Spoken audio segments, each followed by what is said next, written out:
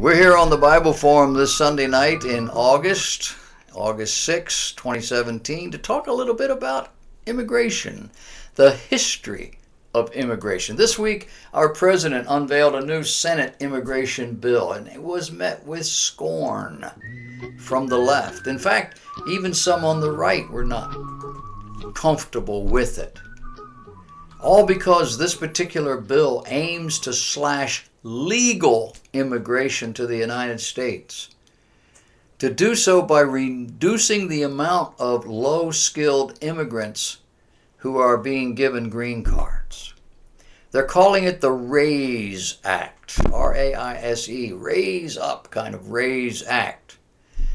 And they're saying that this ends what is called chain migration. Chain migration is that which focuses on families. If you're here and you have family members there, they are at the head of the line. If they want and can come, and we'll kind of keep doing that.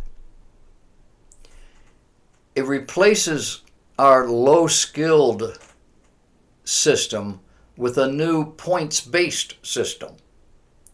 Tom Cotton of Arkansas and David Perdue of Georgia introduced an early version of this legislation back in February. The bill would have cut immigration by 50%, but the Senate couldn't get it passed. This bill takes aim at programs that predominantly admit low-skilled immigrants, which he said has displaced American workers and depressed wages. He also added that the legislation is intended to favor green card applicants who A, can speak English, B, can financially support themselves, and C, demonstrate that they have skills. Employing these three things would reduce poverty, increase wages, save taxpayers billions and billions and billions of dollars. The president added it will restore the sacred bonds of trust between America and its citizens. The bill is named the Reforming American Immigration for Strong Employment Act. Now, before the words were out of his mouth, interest groups began to step up. They began to criticize and try to coordinate an event, an effect that would ultimately defeat this bill in the House. And the only argument they could come up with was,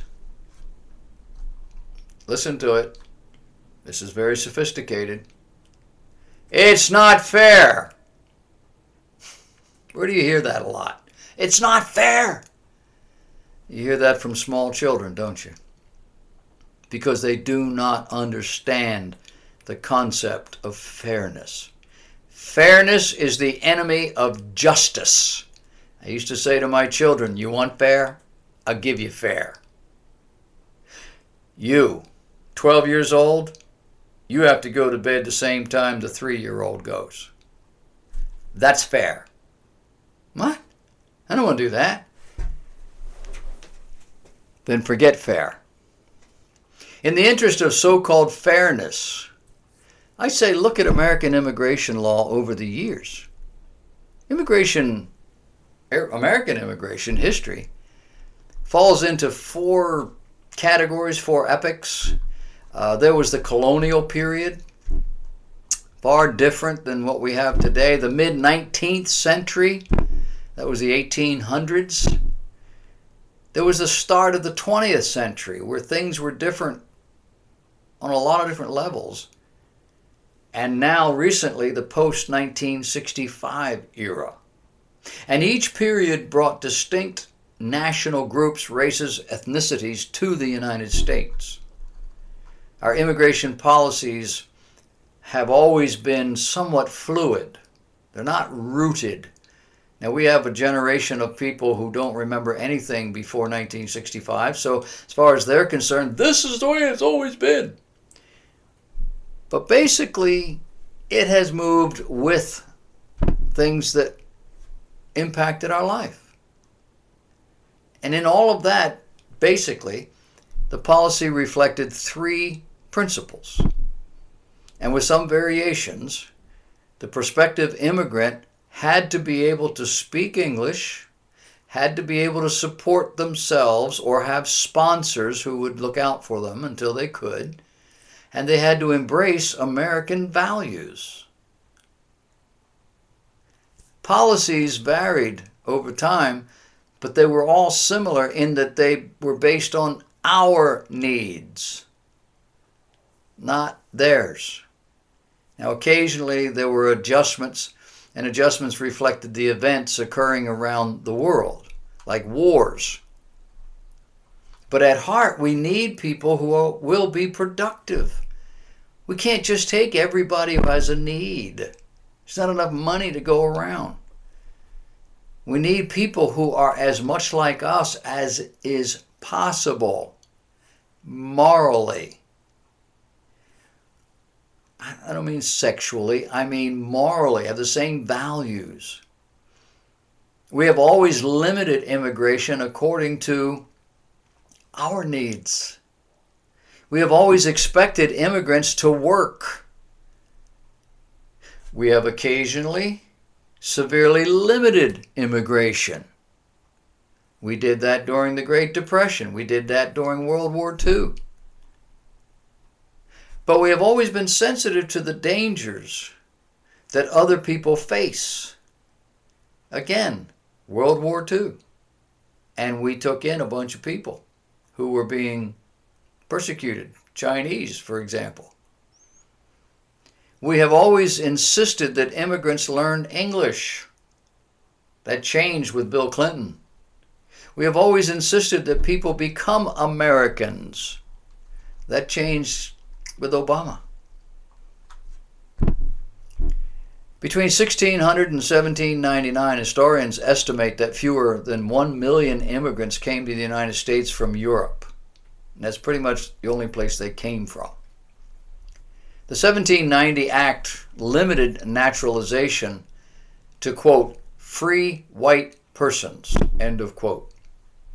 This was in contrast to the first 200 years when most immigrants were indentured servants. They weren't black, they were white, indentured servants. They were here basically as slaves. In the early years of the United States, immigration was fewer than 8,000 people a year. It included French refugees from the slave revolt in Haiti.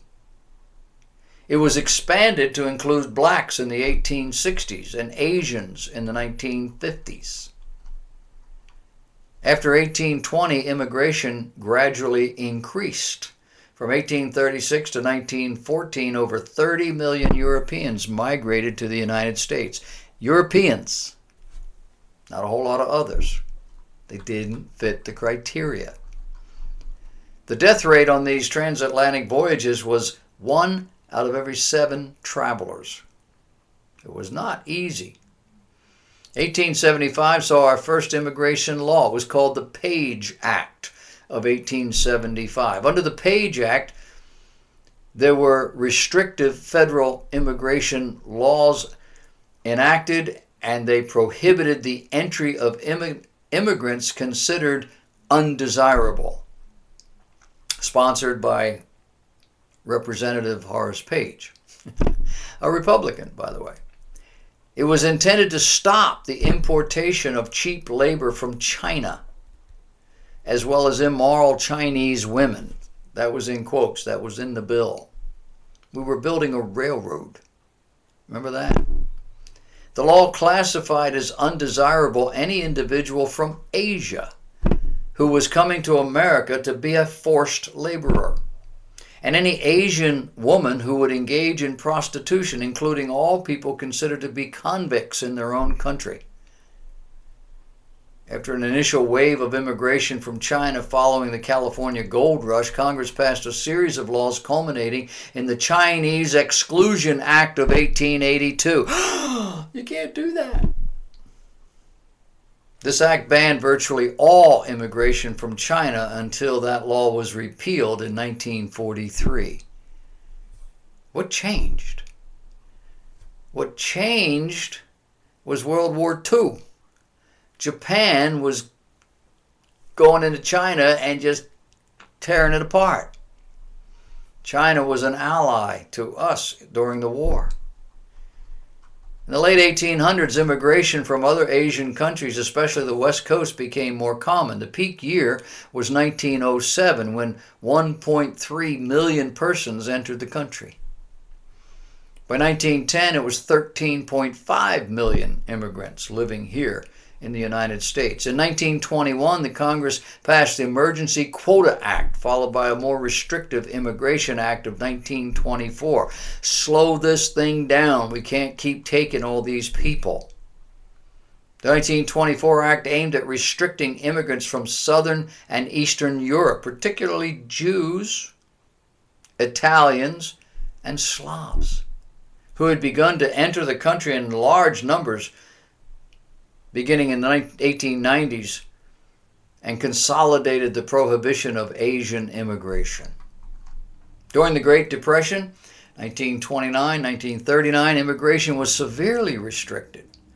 Only 23,000 immigrants came to the United States in that whole 10-year period. In fact, during the 1930s, more people left the United States than came to it. Despite the intense persecution inflicted upon Jews during World War II, the U.S. barred Jews fleeing the war from entering the United States.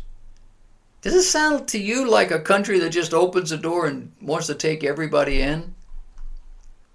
In 1954, there was something called Operation Wetback. Over 1 million Mexicans were deported.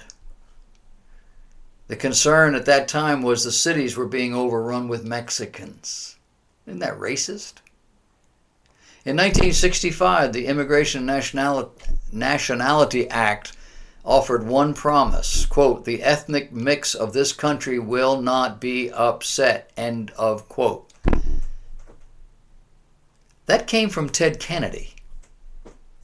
Ted Kennedy, a Democrat, liberal Democrat, was the chief Senate sponsor of that bill. The result was no quotas resulted in new immigration from non-European nations, and it had the effect of significantly changing our ethnic makeup. We should have learned from all of that,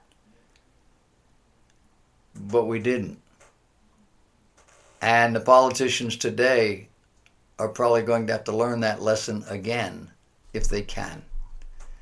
Between 1970 and 2000, European immigration decreased by 60%. It went down to 15% overall. In 1990, George H.W. Bush increased legal immigration by 40%, Republican.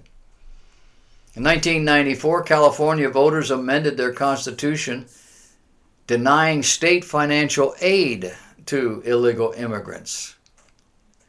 The federal courts voided that change, claiming that it violated the federal Constitution.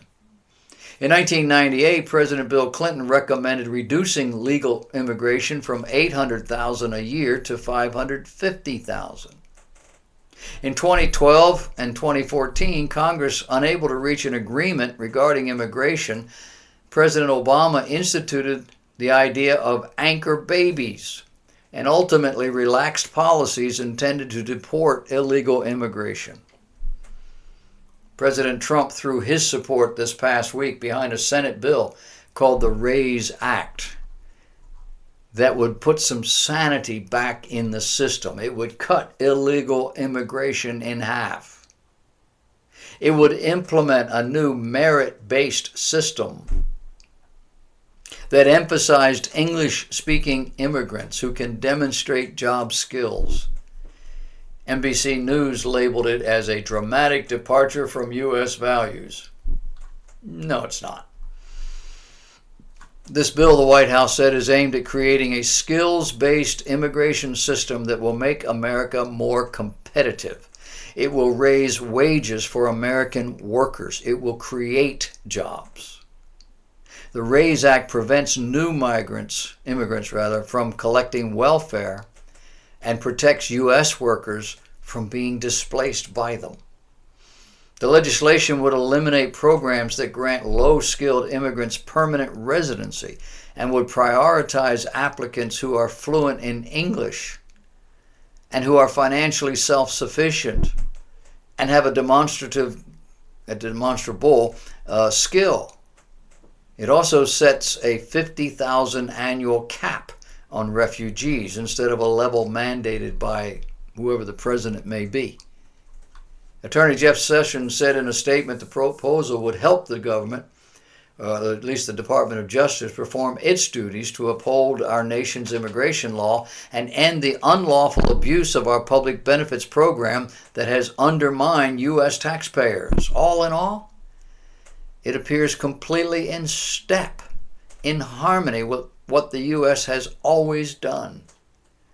So why the criticism? Well, the forces of fundamental change need America to be poor. They need America to be weak.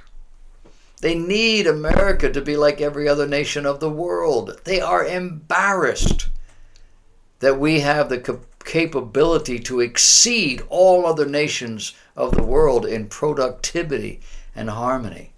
It embarrasses them. Why? Well, because they are fundamentally not Americans. They're globalists. They're humanists. Many of them are opportunists. America was not established on these principles, and they can't stand that. But don't tell us that this immigration policy is any different than what America has always been and done. History just will not allow it. Is that why American schools have stopped teaching American history prior to Reconstruction? Makes you wonder, doesn't it? Case in point is Sweden. Sweden is viewed as the poster boy, girl, whatever, nation for all things humanity or humanist. And Sweden is right now struggling under a tremendous moral and legal crisis. The Muslim security situation in Sweden is now so critical that the national police chief, a fellow by the name of Dan Eliasson, has asked the general public for help. He claims the police are unable to solve the problems on their own. In June, the Swedish police released a new report they called Utsatta Områden 2017. I don't know what I'm doing. Commonly known as the no-go zones or lawless areas. It shows that the 55 no-go zones of a year ago are now 71. In September 2016, the Prime Minister and Minister of the Interior refused to accept the 3-year warnings. Warnings that in 2015 only 7% of the crimes in Sweden were solved. And then in 2016, a blind survey of policemen indicated that 88% of all police officers were considering quitting. Both ministers, however, refused to call that a crisis. According to the Prime Minister, he had a statement that can only be characterized as doublespeak or something. He said, we are in a very, very difficult position, but an actual crisis is something completely different. We are in an extremely strained position, and this is because we have done the biggest reorganization since the 1960s. While we also have these phenomenally difficult external factors brought about by the highest refugee reception since World War II. But you have to think there has not been a war. No war did this to you. He said we have border controls for the first time in 40 years and an horrifically increased terrorist threat. Yeah, it's a little too little and a little too late. A year later, the Swedish National Police Chief is now calling the situation acute. Sweden is routinely held up as a model of progressive success. A tiny country of less than 10 million people, we're told these people are living the progressive's dream, financially, socially, democratically. Yet underneath, it increasingly resembles a totally failed state on all fronts. Sweden has 71 no-go zones, There are over 320 Islamic criminal networks, has an estimated 7,500 criminals who are members of these networks. 33 of these no-go zones are designated especially critical, meaning children as young as 10 years of age are involved in serious crimes in these no-go zones, including the use of full automatic weapons and dealing hard drugs. These children are literally being formally trained to become hardened criminals against the state of Sweden and the native-born Christian white population. This is what our progressives want for America. They honestly believe it would be different here. No doubt because we are smarter, stronger, better organized. More than Sweden? These people are almost like machines in their social structures. What makes you think this sort of thing can't or won't happen here? It already has.